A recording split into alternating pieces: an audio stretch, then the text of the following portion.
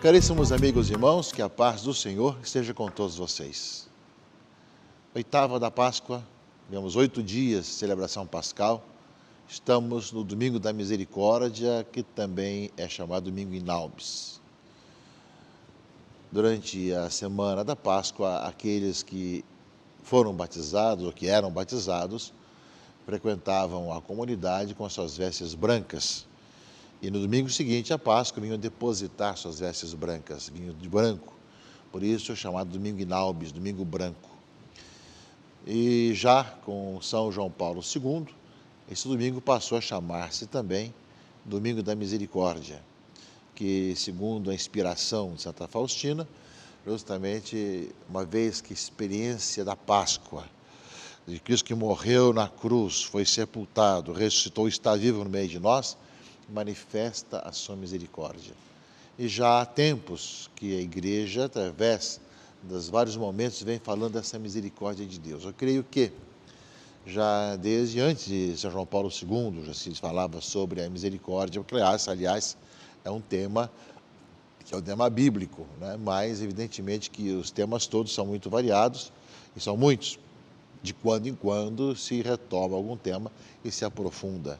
Ultimamente, já há alguns decênios, que nós vemos que a Igreja é inspirada a falar sobre a misericórdia, seja através de encíclicas, de documentos papais, seja através do Domingo da Misericórdia, que foi assim acrescentado, seja através de um Ano da Misericórdia, como o Papa Francisco fez, o próprio lema, né, de episcopal, de pontificado, ou seja, aparece justamente essa necessidade que hoje a Igreja tem, né, enquanto inspirada por Deus, de falar da misericórdia de Deus. Por isso, hoje é também Domingo da Misericórdia e que nós colocamos nas mãos do Senhor tantas pessoas que passam pela tribulação, pela dificuldade, ou que às vezes deixaram de acreditar, que não tem mais aquela abertura de coração para o Senhor e que não experimentam essa misericórdia de Deus.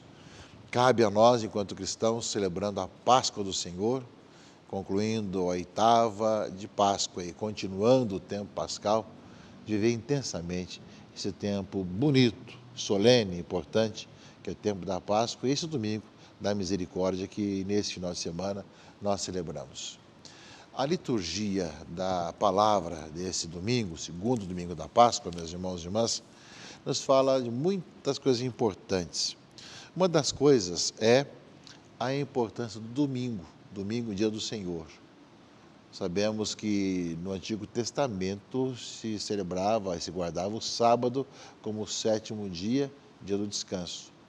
A partir de Jesus, no Novo Testamento e da sua ressurreição, se passa a celebrar o domingo, porque Cristo ressuscitou no domingo, primeiro dia da semana. E aqui na leitura do Evangelho desse domingo, segundo domingo da Páscoa, fala desse ritmo semanal do encontro dos discípulos de Jesus, encontrando-se com ele ressuscitado. Ao anoitecer daquele dia, o primeiro da semana, ou seja, domingo, estando fechadas por meio dos judeus as portas do lugar onde os discípulos se encontravam, Jesus entrou no meio deles e disse: "A paz esteja convosco." Depois fala a leitura também, não é? 8 dias depois, domingo seguinte, encontraram-se os discípulos novamente reunidos em casa, e Tomé estava com eles. Estando fechadas as portas, Jesus entrou, pôs-se no meio deles e disse: "A paz esteja convosco." Então, a primeira coisa, meus irmãos e irmãs, é esse ritmo semanal da celebração da Páscoa do Senhor, que a Igreja vai trazer sempre, não é? Ou seja, cada domingo é celebração de Páscoa. Embora cada Eucaristia o seja, mas de preferência também o domingo, dia do Senhor. Passa a ser o domingo, dia do Senhor, e já os discípulos começam, cada 8 dias, a se reunirem, e ao se reunirem, se encontram com Cristo no meio deles. Ele está no meio de nós. Portanto, o domingo, dia do Senhor, é para que nós façamos como os discípulos, também nos encontremos com a palavra, com a Eucaristia, e encontremos com Jesus Cristo ressuscitado, presente no meio de nós. Muita clareza, meus irmãos e irmãs. O Evangelho, nós lemos hoje, nesse domingo, aparece com muita clareza isso, esse ritmo semanal do primeiro dia da semana, ou seja, o domingo, é ali os discípulos reunidos e o encontro com Cristo ressuscitado. Depois disso, caríssimos irmãos e irmãs, aparece também a reconstrução do homem e do mundo, não é? Ou seja, como o Pai me enviou, eu também vos envio. Soprou sobre eles e disse: recebei o Espírito Santo. A quem perdoardes os pecados, eles serão perdoados. A quem não perdoardes, eles serão retidos. Soprou sobre eles. Nós vemos que no Antigo Testamento aparece Deus que sopra sobre o barro, sobre o ser, e o homem se torna um ser vivente, não é? Ou seja, o sopro de Deus traz a vida. Jesus justamente sopra sobre seus discípulos, quer dizer, uma vida nova. A quem está na morte, no pecado, passa a ter uma nova vida.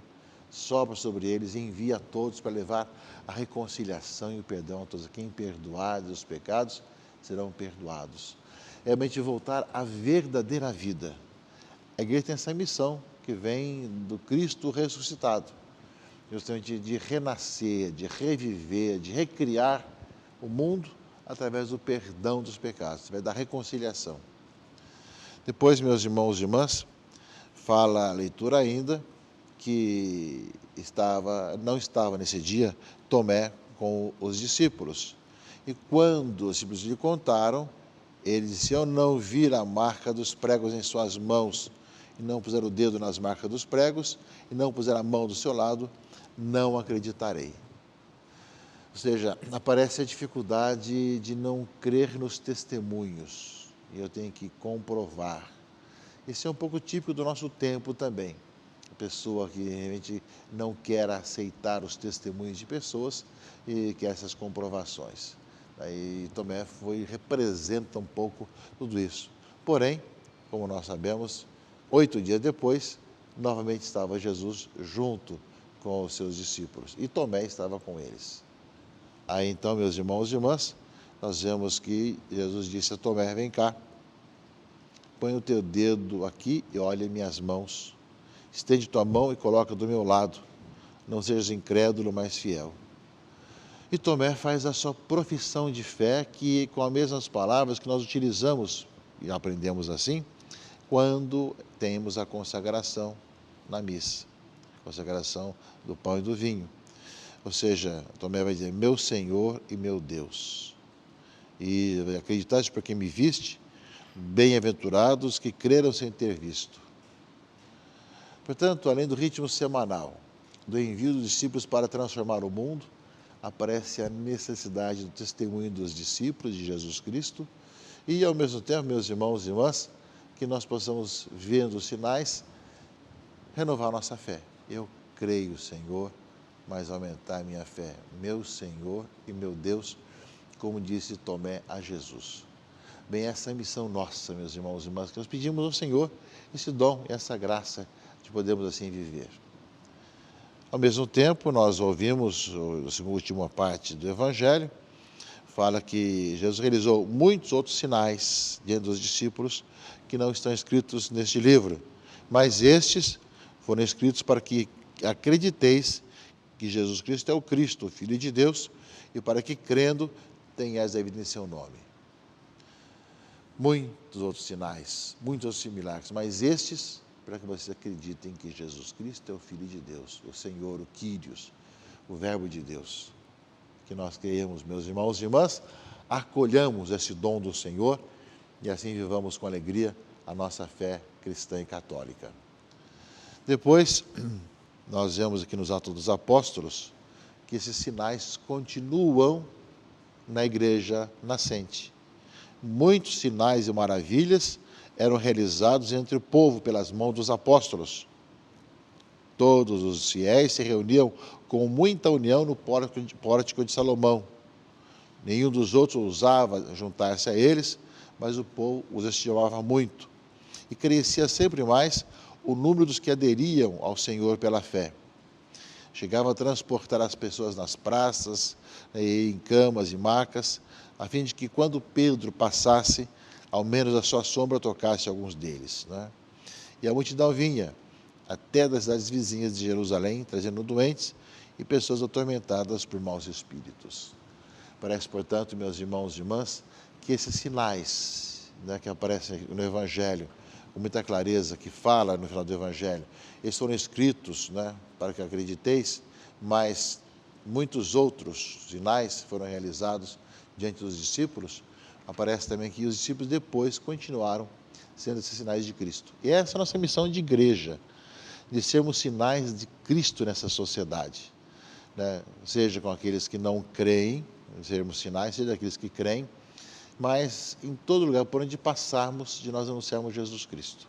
Haverá aceitação por parte de uns, rejeição por parte de outros, mas nós somos chamados justamente a proclamar em quem nós cremos, de tal maneira que possamos, como Pedro, a igreja, passar pelo mundo sendo sinal de Cristo. Isso, meus irmãos e irmãs, para os que são da comunidade cristã e católica, tem esse coração, em geral, aberto a isso.